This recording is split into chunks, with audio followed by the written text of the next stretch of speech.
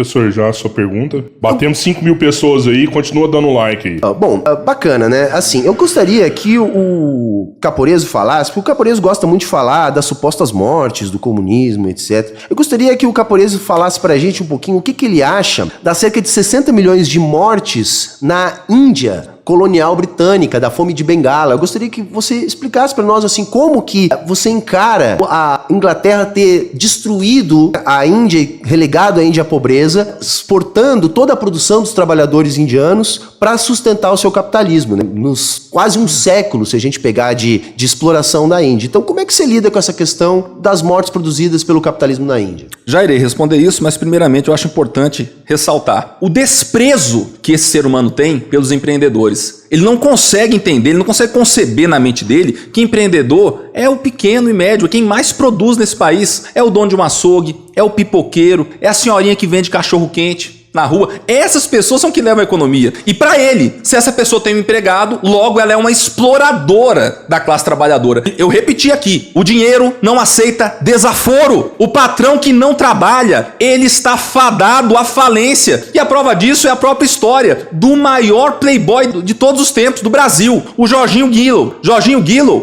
ele herdou uma herança de 2 bilhões de dólares no início do século passado. A família dele administrava o Porto de Santos. Eles tinham o Copacabana Palace. Ele conseguiu perder tudo. E adivinha só o que ele era? Ele era um playboy fanfarrão e marxista convicto. Por isso mesmo orgulhava-se de nunca ter trabalhado. Então, o patrão que não trabalha, ele vai à falência. Isso aqui é um fato. Agora é interessante aqui, como é que ele tem coragem de falar de 60 milhões de mortos diante do fato de que o comunismo matou só no século XX, no mínimo, 100 milhões de pessoas conforme o livro negro do comunismo. Então, ele não tem respaldo moral nenhum para falar a respeito disso. Mas respondendo a pergunta dele, quem matou ou deixou de matar aí não foi o capitalismo, foi o Império Britânico. E eles fazem uma confusão tosca e totalmente pensada. Isso aqui é uma estratégia deles. Eles fazem questão de misturar o conceito de colonialismo, de imperialismo com capitalismo. O capitalismo não defende isso. E outra coisa, o capitalismo sempre fala que um dos seus maiores problemas é o Estado. O Estado que tenta tocar as suas políticas e interferir na esfera econômica. Existe essa divisão que eu sei que ele não concorda, entre economia e administração pública. Se depender dele, o Estado vai meter o bedelho em tudo. Então ele fala que qualquer ação de império,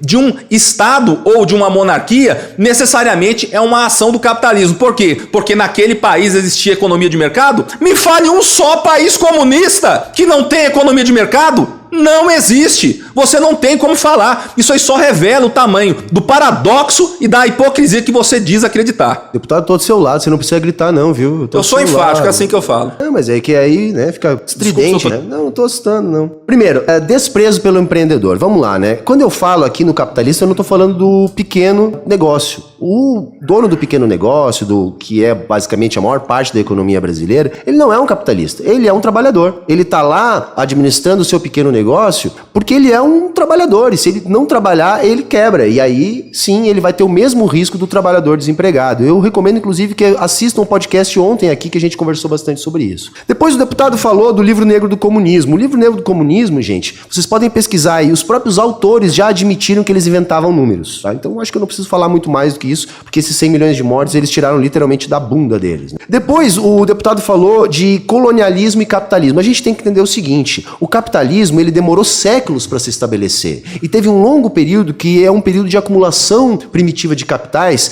que não poderia ser bem sucedido se não fosse a grande empresa colonial, que matou milhões de pessoas no seu processo. Depois, o deputado, ele, quando convém, ele atribui as mortes ao Estado e não ao capitalismo. Mas, na verdade, o que eu fiz aqui como provocação era: o capitalismo inglês se estabeleceu com base no seu colonialismo, na exploração e na morte de pelo menos 60 milhões de indianos. Você pode procurar aí o texto Holocaustos Coloniais. O autor é Mark Davis. E por último, ele ainda fala de Estado e capitalismo. O capitalismo não é contra o Estado. O capitalismo depende do Estado.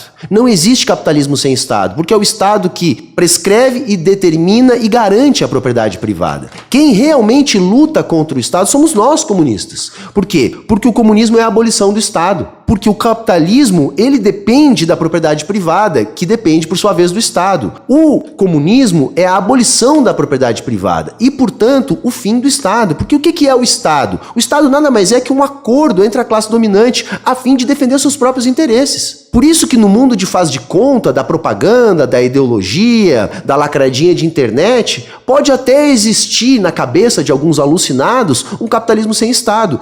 Porém, no mundo real, é isso que a gente está vendo agora. Mais uma vez, o Estado procurando salvar os capitalistas. É só a gente olhar a relação do Elon Musk com o Trump, porque isso é extremamente didático. A mentira faz parte da gênese da postura dessas pessoas aqui. Elas são extremamente seletivas. Eles creem de maneira self-service. Se isso aqui me agrada, eu acredito. Se isso aqui não me agrada, nossa, é uma grande de uma mentira. O livro negro do comunismo não tem fundamentos da bunda. É um livro desse tamanho, dessa grossura. Por quê? Porque está totalmente respaldado em pesquisas de 11 historiadores. Ele, como professor de história, deveria pelo menos respeitar os historiadores, né? Infelizmente, ele não respeita nem a própria classe. Lá se fala o seguinte: União Soviética, 20 milhões de mortos. China, 65 milhões de mortos. A China que ele acabou de defender aqui. Vietnã, 1 milhão de mortos. Coreia do Norte, 2 milhões de mortos. Camboja, 2 milhões de mortos. Leste Europeu, 1 milhão de mortos. América Latina, 150 mil mortos, sendo 100 mil só na Cuba, tá? Só em Cuba. Eles reclamam do regime militar brasileiro, onde morreram ali 400 pessoas, sendo os 300 subversivos comunistas, mas só Cuba matou 100 mil e eles ficam caladinhos. África, 1,7 milhão de mortos. Afeganistão, 1,5 milhões de mortos. Já que ele não aceita essa realidade dos 100 milhões de mortos do comunismo, eu tenho que perguntar para ele se pelo menos ele consegue reconhecer o Holodomor ucraniano, que matou de fome 10 milhões de pessoas.